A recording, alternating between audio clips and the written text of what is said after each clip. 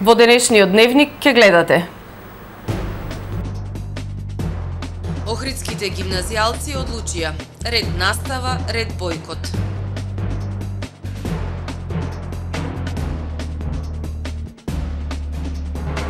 Денот на полицијата одбележани во Охрид.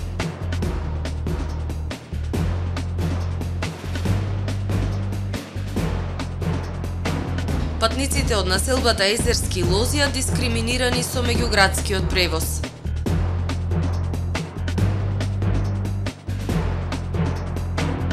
Јавното предпријатие Градски гробишта под своја капа ги презема гробиштата од селата и приградските населби на Охрид. 30-тата бомба на Заев за истрагата за смртта на новинарот Никола Младенов. Со најавените и останатите содржини започнуваме повременската прогноза. Гледајте не. Данкат ви донесува Метео на ТВМ.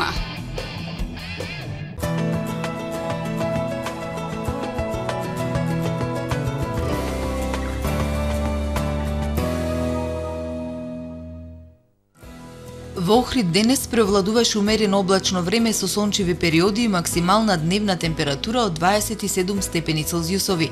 Воздушниот притисок изнесуваше 1013 хектопаскали, а дуваше и умерен западен ветар. Во петок претежно сончево со локална облачност ќе биде на Пиренејскиот, Апенинскиот и Балканскиот полуостров, како и во делови од Источна и Централна Европа. Нестабилно со врнежи од дожд ќе биде во Велика Британија, Франција, Скандинавија и во областа на Алпите. Максималните дневни температури во Европа ќе се движат од 11 степени во Осло до 29 степени во Атина. На Балканскиот полуостров утре ќе превладува претежно сончево време и топло со локална облачност. Услови за локални врнежи од дожд ќе има во Бугарија и Романија. Дневните температури ќе се движат од 22 до 27 степени. Во Македонија во петок времето ќе биде претежно сончево со локална облачност и посвежо со пад на дневните температури. Утринските ќе се движат од 7 до 16 степени, а максималните дневни ќе достигнат до 19, односно до 29 степени. Во Скопје утре ќе превладува претежно сончево, но посвежо време со локална облачност. Утринската температура од 13 степени, а максималната дневна ќе достигне до 26 степени. Во Охрид во петок времето ќе биде претежно сончево со локална облачност и посвежо. Утринската температура од 10 степени, а максималната дневна температура на воздухот ќе достигне до 24 степен. Во наредните неколку денови во Охрид ќе преовладува умерено облачно време. Поинтензивни врнежи од дожд се очекуваат во недела и понеделник, како и пад на температурите за 8 степени Целзиусови. Утринските ќе се движат од 9 до 11 степени.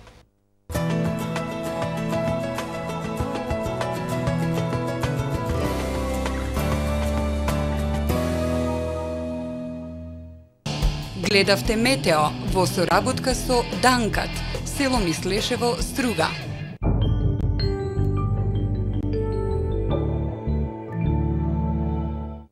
Осмоодделенци, коледжот Јахја Кемал е вистинското место за подобри можности и светла иднина. Искористете ја можноста и бидете дел од Јахја Кемал. Побрзајте и пријавете се. Приемниот испит е на 10 мај. Ново инвитро оплодување во Охрид. ПЗУ Захариевски во соработка со врвни експерти од Европа. Сите испитувања бесплатно инвитро на едно место. Остварете ги вашите посакувања. Ве очекуваме. Одберете еднодневна тура Тирана за само 590 денари. 046 26 20 26. Престанете да сонувате, почнете да живеете.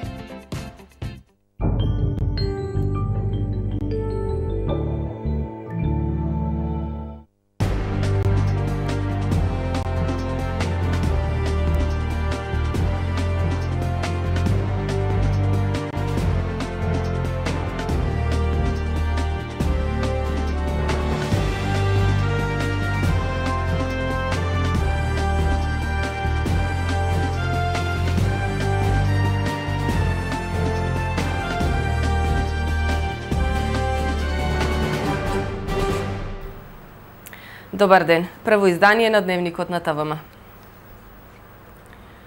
Охридските гимназијалци се одлучија за, како што велат, ред настава, ред бојкот.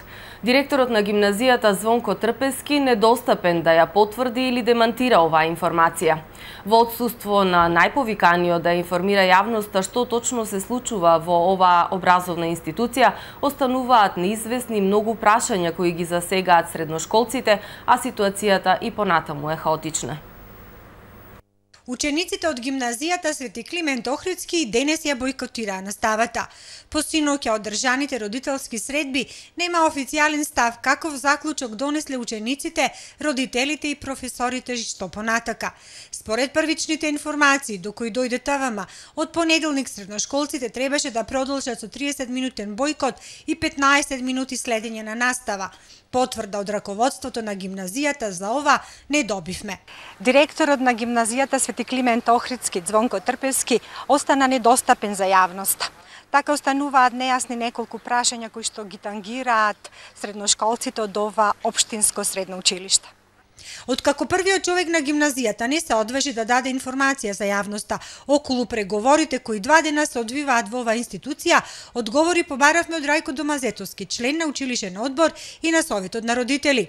Тој за ТВМ кажа дека вчера попладне, непосредно пред родителските состаноци, била одржана средба помеѓу председателите на училишните заедници од 3-та и 4-та година, дел од раководството на гимназијата и дел од родителите, членови на училишни одбори. Иако Домазетовски го поддржува бојкотот на средношколците, сепак биле изнесени аргументи за тоа што добиваат, а што губат учениците од 4-та година. Матурантите ќе полагаат по стариот концепт, немаат време да им се пролонгира наставата бидејќи многу од нив ги чекаат уписи на факултет, дома или во странство, вели Домазетовски. По овие аргументи на учениците им било оставено самостојно да одлучат што ќе прават понатака. Учениците од 3-та и 4-та година потоа соопштиле одлуката да ја бојкотираат наставата по 30 минути, а 15 минути да се на настава. Со таа форма треба да се исполни законскиот цензус од 160 часа одржана настава, која требаше денес да биде разгледана дали е правно издржана. Синоќешниот предлог денес не бил прифатен од кадрот во гимназијата, затоа што не се постигнувал потребниот број часови. Неофицијално дознаваме дека е постигнато компромисно решение 25 минути да се бојкотира и 20 минути да се одржува наставата, а преговорите ќе траат и следните денови, велат средношколците од 3-та и 4-та година. 7 мај, денот на македонската полиција и безбедноста, се одбележа и во Охрид. Секторот за внатрешни работи приреди пригоден прием за представници на јавниот и општествениот живот, медиумите, невладиниот сектор и пензионирани работници на МВР. Пред присутните беше истакнато дека СВР Охрид е современа полициска организација која им служи на граѓаните, која ефикасно работи во одржувањето на јавниот ред и мир, во борбата против сите видови криминалитет, во откривањето на сторителите на казнените дела и во другите сегменти од полициските работи, применувајќи ефикасни правни и демократски процедури и стандарди. Со голема искреност можем да кажем дека СВР Охрид на целото подрачје што го покрива, своите работни обврски задачи на безбедносен план ги извршува крајно професионално, посветено и пожртвувано. Законитоста во работењето, професионализмот, етичноста и транспарентноста се основниот белег во нашата комплексна и легитимна полициска работа. Работата на СВР Охрид е ефикасна и ефективна и се темели врз владењето на правото и демократските принципи и со целосно почитување на основните човекови права и слободи и на вистинските вредности на општеството. По повод денот на полицијата, гостин во дневникот на ТВМ портпаролот на СВР Охрид Стефан Димовски. Добар ден и добре дојдовте во дневникот на ТВМ. Добар ден, јас ви благодарам за вашата покана. Токму денеска на денот на полицијата одвојувате место за нас и еден поширок осврт за работата на СВР Охрид. Така, како прво да ви го честитам празникот, одбележан достојно и во Охрид, видовме како беше одбележан. Накратко, значи да ни сублимирате една слика за работата на СВР Охрид од аспект на безбедносната состојба на градот и стапката на криминалитет во споредба со другите градови во државава. Да, јас недвосмислено можам да кажам дека денес можеме и да бидеме горди бидејќи СВР Охрид представува современа и успешна полициска организација. Она што е основна обврска задача на СВР Охрид е токму да делува против сузбивање на сите видови криминалитет. Ние тука сме успешни прилично, само ќе изнесам податок на ниво на сектор дека Во првите 3 месеци од оваа година сме регистрирале 447 кривични дела, што представува намалување во однос на 555 регистрирани кривични дела во однос на минатата година во истиот период јануари-март 2014. Исто така сме ефикасни во делот на сузбивањето на тешките кражби, намалени се бројот на ваквите кражби за 30% или изразено во бројки 194 регистрирани кривични дела во периодот од 3 месеци во оваа година и 294 кривични дела во текот на изминатиот период јануар-март во изминатата година. Каде треба да поработиме? Треба да поработиме во делот на економскиот криминалитет, бидејќи тука имаме во првото тромесечие регистрирани 30 казнени дела, а во истиот период лани 26. И таму каде што сме успешни и во овај дел каде што треба да поработиме повеќе, нас како служба овие бројки не ни представуваат императив во смисла дека добро работиме, па треба да бидеме можда малку и опуштени. Напротив, треба да делуваме уште посилно. Ние тоа секако дека го правиме и она што е обврска наша е да работиме во интерес на граѓаните. Не смееме да дозволиме граѓаните да се почувствуваат несигурни и ние сме тие кои што им испорачуваат на граѓаните сигурност и безбедност. Од таа гледна точка сметам дека вашето прашање е одлично конципирано, веќе во старт. Ке нагласам дека сме успешна полициска организација која што делува во интерес на граѓаните, се трудиме во сите сегменти да го подигнеме степенот на безбедност, да ја подигнеме паралелно и безбедносната култура не само кај полициските службеници, туку и кај граѓаните во исто време преку низа превентивни проекти на кои што работиме перманентно во текот на годината со различни целни групи. Така, тука сте докажани успешни со проектите.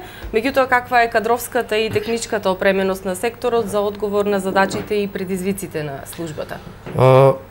Техничката опременост на СВР Охрид е на прилично завидно ниво, меѓутоа техниката од минута во минута оди напред и ние треба да ја следиме и тој тренд да го следиме и да бидеме во чекор со техничките достигнувања кои што се потребни во делот на работењето на секоја полициска организација, така и на СВР Охрид. Што се однесува до кадровската, значи поставеност, ние имаме полициски службеници кои што се во постојан континуитет во едукативен процес. Тоа значи дека се трудиме максимално преку наши експерти од областа на безбедноста, но и во соработка со ОПСЕ и со другите мисии во Република Македонија на полициските службеници да им пружиме што е можно повеќе семинари, работилници и други едукативни средби со разни експерти од кои што ќе можат и да добијат одредени искуства, но и да пренесат одредени искуства. Тоа е еден значи интегрален процес низ кој што поминуваат постојано полициските службеници. Тоа го правиме бидејќи сметаме дека динамична е полициската работа, сметаме дека оние лица кои што се сторители на кривични дела се мощно инвентивни во делот на реализацијата на таквите дела и ние мора да најдеме што е можно повеќе начини да бидете чекор пред да бидеме и веќе во чекор, но секако и да ги осуетиме сите и секако да бидеме пред нив и да ги осуетиме сите нивни обиди да сторат кривични дела, посебно тешки кривични дела кои што и тоа како се на штета на граѓаните. Така, сега вака, денешниот празник на полицијата се поклопува со дводневните протести кои што се одржуваат против полициската бруталност во главниот град, од вчера и во Битола и во Прилеп, а еве денес се најавуваат протести и во други градови, меѓу кои и во Охрид, значи за утре се закажуваат преку социјалните мрежи, се закажува протест во 18 часот во Охрид кој ќе почне пред споменикот на Кирил и Методи на градскиот кеј. Ваш коментар за случувањата и за протестите? До овај момент во СВР Охрид немаме добиено пријава за одржување на било каков протест или на било каков друг собир кој што ќе значи изразување на некакво незадоволство од одредени состојби евентуално. Ќе напоменам дека секакви собирања треба да се пријават во СВР Охрид, но како и да е, СВР Охрид е демократска институција блиска до граѓаните и ние имаме обврска да го чуваме мирот, безбедноста, јавниот ред и мир, значи во генерално гледано, и да не дозволиме да има било какво нарушување на јавниот ред и мир, да не дозволиме да се случуваат одредени физички пресметки.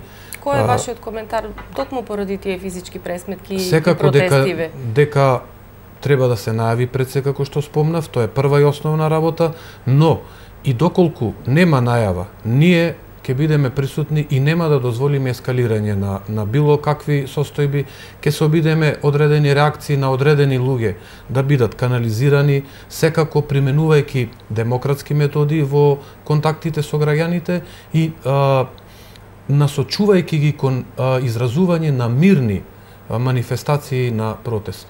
Тоа ќе биде основната работа со која што ние, доколку има такво собирање, ќе ја манифестираме нашата работа, нашето присуство, и тоа е една од основните постулати во нашите контакти со граѓаните, да бидеме блиски, а не да бидеме оддалечени од нив. Ви благодарам за гостувањето во Дневникот на ТВМ, ви посакувам и понатаму успешна работа. Јас благодарам на вашето одвоено време, мислам дека и ова е еден одличен начин да се даде еден импулс повеќе во одбележувањето на 7 мај, денот на полицијата, со напомена дека градиме партнерски однос со граѓаните и во интерес на безбедноста и нивна, но и секако збирно гледано на градот Охрид. Ви благодарам уште еднаш. Ние, почитувани гледачи, продолжуваме понатаму. Дечињата од градинката Јасна Ристеска со прекрасна и весела приредба ја покажаа својата доверба во Охридската полиција. Денес низ игра, песна и танц тие ги срушија предрасудите и покажаа дека полицаецот е пријател на граѓаните. Игра, песна, забава. На ваков начин дечињата од градинката Јасна Ристеска и нејзините клонови се заблагодарија на Охридската полиција за сето она што од неа го научиле за тоа како да се грижат за својата безбедност. Под мотото "За мојата безбедност се грижиме јас и мојот пријател полицаец", тие веќе втора година поред се дружат со полициските службеници од СВР Охрид, а со нас споделија што научиле од ваквите дружби. Пешачки премин да гледаме лево десно. Дека тој им помогви на децата ако се изгубат. Заецот како се чукри. Човекот кажи. Како свирите како прави со раката. Дека децата ќе се изгубат, тој ги најдуваат. Ни ги покажуваше штитниците, сообраќајните знаци. Заецот ги стават затвор дека крадеците краде. Розе Костеска, директорка на градинката Јасна Ристеска, вели дека соработката со полицијата ја имаат во текот на целата година. Дечињата се воодушевени, значи од соработката со полицијата, како што знаеме уште од мали нозе, нели се воодушевуваат од самата униформа, од средствата, од пентрекот, од сообраќајните знаци кои што ги носат со себе, така да сега имаат можност директно да се запознат, да можат да го допрат, да го фатат онај опремата која што ја користи полицаецот, да можат да разговараат со него и на тој начин се надминуваат предрасудите дека треба да се плашиме од полицаецот, што ние како возрастни знаеме често пати да ги плашиме. Во овој случај значи ги надминавме сите тие предрасуди и сега навистина полицаецот е вистински наш пријател. Костеска додава дека целта на овој проект е децата од мали нозе да научат како треба правилно да живеат, како да внимаваат на својата безбедност во сообраќајот, како да се однесуваат во одредена ситуација, кога ќе се најдат во непријатна ситуација, како да реагираат и како да му се обратат на нивниот пријател полицаецот. Превозникот Аде Гале под својата секојдневна рута на патниот правец Охрид-Струга не застанува на автобуската постојка во населбата Езерски Лозија.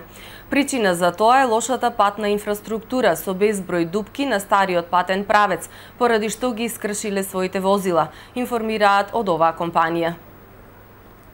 Неколку дена автобусот од меѓуградскиот превоз Охрид-Струга не застанувал на автобуската постојка во струшката населба Езерски Лозија, реагираат дел од патниците кои се возат со превозникот Галеп Охрид. Ова информација потврдуваат од акционерското друштво Галеп. Раководителот на патниот сообраќај Димитар Василевски вели дека на овој патен правец од Подмоње до кружниот тек пред Еврохотел Струга возат по новиот пат, бидејќи по стариот пат ги искршиле возилата од дупките кои години наназад никој не се погрижил да ги санира.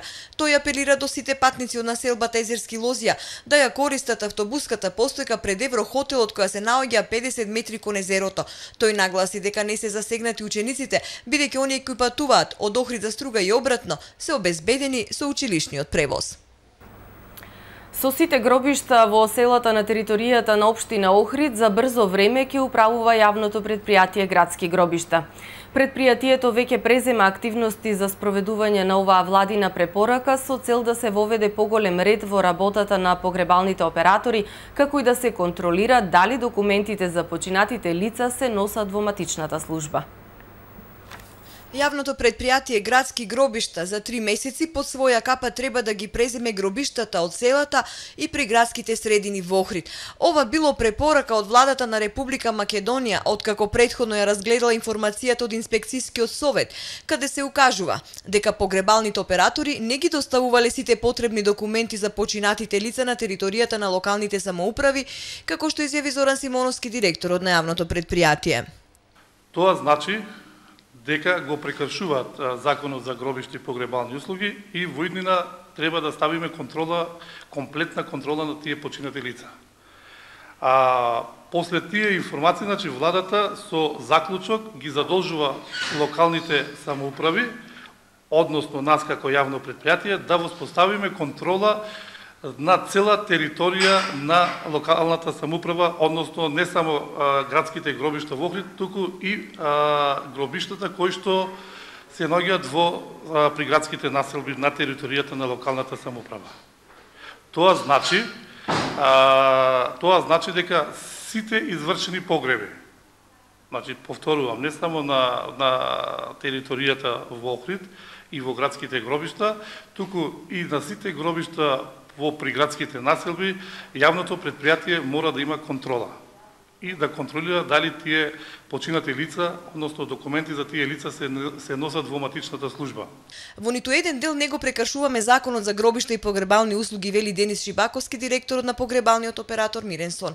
Тој категоричен дека од 2010 година, откако почнале со оваа дејност, еднаш месечно до матичната служба доставувале документација за сите починати лица кои ги погребувале, а за кои имале одобрение за погреб од управителот на јавното предпријатие, уредно и навремено.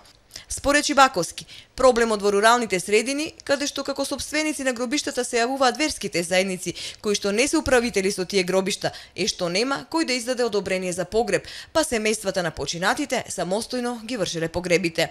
Директорот Симоновски информира дека во предвидениот рок јавното предпријатие оваа препорака на владата ќе ја спроведе. Документот веќе е стигнат уште на 14 април годинава и службите на предпријатието веќе презеле активности. Формира свој тим кој што веќе е на терен, кој што тим контактира со сите местни заедници, кои што ги обслужуваат, да кажам, на некој начин селските гробишта и со црковните одбори исто така на тие местни заедници, се со цел да изнајдеме решение како во понатамошниот период го почитуваме законот за гробишти и погребални услуги и имаме контрола на сите починати лица. Откако јавното предпријатие Градски гробишта ќе воспостави контрола на сите гробишта на територијата на општина Охрид, следствено на тоа се зголемува и обемот на работа на предпријатието, па од тука се наметнува и прашањето дали јавното предпријатие кадровски е подготвено да одговори на тоа. Технички сме опремени и кадровски да. Во зависност од службиве кои што се на терен, кои што ќе ни достават информација од обемот и видот на активностите, веројатно ќе требат и вработување на дополнителни лица, а тие лица нормално треба да се платат, така да мораме да најдеме заедничко решение со местните заедници и со црковните одбори, кога ќе ги земеме под контрола под наше управување, сигурно ќе има и некој надоместок. Во наредниот период службите кои се пратени на терен имаат задача за гробиштата во секое село да направат елаборат со фотодокументација со број на починати лица и гробни места, за да може подетелно да се обработат податоците и да се дефинира начинот на управување со тие гробишта. СДСМ денеска ја објави 30-тата бомба наречена Вистината за Младенов. На денешната пресконференција лидерот на СДСМ Зоран Заев рече дека разговорите кои ги објавуваат покажувале дека власта неодговорно и непрофесионално ја водела истрагата за смртта на новинарот Никола Младенов, како и тоа дека од јавноста биле сокриени клучни детали од истрагата. Затворена е истрагата во јули 2013, но не се истражени доказите за причините за несреќата и постојат 10 причини кои треба да се истражат, рече Заев. Посебно таковче. И жена му, за волја на вистината, одма дојде у полициска станица, пополни тоа све што треба и практично после тоа немаше ни 2 сати ние кога го најдовме кај. По сигналот на телефонот. А ја ќе видам Сабајле, ќе ти кажам ако нешто. Мислам, ќе ти кажам да знаеш прво кои се причиниве, ќе прашаме у судска медицина, па да процениме дали... Може да се открие алкохол во крв. Да. Ако бил во алкохолизирана состојба, ќе си се открие од обдукцијата. Ја ги гледам сега као го величаат, као онда е... Да, сите го плюка. Мислам, Бога го прости, беше корумпиран, беше свек тој човек, бе. Се што не треба да биде, Коштаплер, лажов, што нема пишувано за нас најгрди лаги. Се што не треба да биде. Дека не треба да имаме твоен морал. Не бил ме пријател, окей, Бог да го прости, нека му е лесна земја, што има да плачеме се. Да, после ќе ве информира истражниот, инаку чисто заради нас, има таму некаква боја кај задњата врата. Јас спомнав тоа и вчера. Ушлинковски денеска ми кажа, вика, не знаеме и ту може да кажеме колку е стар. Многу е мал ударот, значи ако е воопшто и удар, се цивнале. Ама прашање е дали од тогаш или од претходно. И сега тоа може да направи милион забуни после тоа. Не дај Боже таква информација да излезе, си ебавме мајката. Иди покажувај се ти. Не, ние нема што да коментираме содржината. За нас е битно дали сме завршиле или не сме завршиле. Ако прашува, да, исто за на лице место како одел, што одел увидот, дека ние сме постапували и сме работели крајно професионално, како за секоја друга сообраќајка, по наредба на истражен судија и може да се каже исто, тоа од сообраќај што ми го каже овој добре, како се вика началник што е на увидна, дека и целиот увид е снимен. Значи, снимен е како се изведува увидот. Така да не можеш тука да имаш зафрканци. Зошто не е се подигнато ако запињаат со такви детали, дека се е преземено во врска со истрагата и пак истото да им се повторува. Ќе биде доставено до истражниот судија, она што е најважно во моментот е да се утврди нели како дошло до несреќата. Предмети се од Нова Македонија наоѓале таму, да, но тие предмети се фотографирани и нели истите се дел од материјалот кој што е обезбеден. Ако прашаат за дали ми ги, пошто денески за тоа гњавеа, дали ви ги доставија овие... Па немаш у нас да ни ги доставуваат. Не, ми ги доставиле. Значи, треба да ги препратиме. Нема зашо кај нас да ги доставуваат. Ги доставуваат. Значи, ги доставуваат до кај нас, не е битно. Ние после со извештајот, ама ако прашаат дали ги доставиле, да ги доставија и тие одат во прилог на тоа што веќе го знаевме. Значи, ние го имаме утврдено, целата траекторија на движење имаме утврдено и тоа за нас не е енигма. Пошто сега од друга страна, наши весе сите рогови увреќа, УБК, тера и нет на овие. Колку што ми кажа, наши имаат од УБК по цела траекторија му имаат траса на движење по локација на базни станици на мобилниот телефон. И тебе не ти значи ништо од патарина, кој знаеш како се движал. Добро, ма таа не е информација за ујавност. Не е информација за војавност и нема да ја кажуваме, ама може да кажеме дека овие белешкиве што ги доставиле од Нова Македонија одат само во прилог на она што ние веќе го имаме утврдено. Да, ние знаевме кога и каде поминал. Оваа исто напињаше Дебилов Секуловска, дали работеле камерите у Ѓорче, не ја одговорив ништо. а да утре може да прашаат, тоа не е исклучено. У Ѓорче? Пардон, у Сингелич, на влез во Скопје. Па и тоа не е нејзина работа. И не е податок што е информација од јавен карактер. Зошто на неа би одговарале дали работат камерите? Затоа што до сега ја памтам најмалку 5 или 10 пати дека сум давал изјави дека функционира Safe City. Дека... Ама добро, ние викаме функционира, не кажуваме која камера работи, која не работи. Добро, системот функционира. Системот 700 камери. Ама ако тоа системот дали работи или не работи не е класифициран податок, зошто тогаш би бил класифициран податок дали таа камера работи или не работи? А зошто па ние за неа да правиме посебно вештачење дали работи или не работи? Нема што да ја одговара. Не ми е мене да се карам. Нека се нервира комуњарка, бе. По мене ќе беше искрено и најболje сега ако више правиме муабет, тоа не знам, се утре искрсна така, веројатно сте се договарале со Сокол. Ама најболje ќе беше првото појавување да биде откако ќе го доставиме. Јас ќе си го уредувам животот по извештајот за Никола Младенов. Не бе добро, не има работи што се 100 пати побитни од него. Не бе добро, ја не викам. Стечај да прогласиме додека не заврши вештачењето, глупо. Па те ми тоа е интересно што ми го кажа нашиве, нели што не е за јавност. Кој што кружил, има една луфта таму од пола сат и задња базна станица што се јавува, се нели, та не мора ништо значи, аеродром Александар Велики. Сега е беше моматер, тоа е муабетот, пошто има луфта измеѓу патариниве, можно е онда свртал да носел некого на аеродром. Па може. Или да пречекувал некого или нешто таму. Ама ако пречекувал, кај му е човекот? Па да му даде нешто, па овој да си замина со кола или нешто тој стил, ама никој не може да знае. Мислам, тоа е, чудно е малку што наше викаат тој телефонот што го проверувале, што патем нели и за тоа може да прашуваат го најдовте ли телефонот, нас телефонот не ни е најден. Ама апаратот? Да, апаратот. Ама не ти треба апаратот. Тоа се расправавме со Секуловска. Како тоа не ви треба, бе? Ало, ако има, нели, овако потреба, си се вади листинг. Извадивте ли листинг? Ако да е истражен наредба, ќе извадим. Има ли наредба? Праше го истражниот. Ама многу морон. Што сакав, а задни што му звонал, тоа е малку чудно што наши вика дека 3-4 сата он нема примено повик. Што е малку, нели, сега, ишта не е милион... Да, бе, некој ќе ти сврти. Да.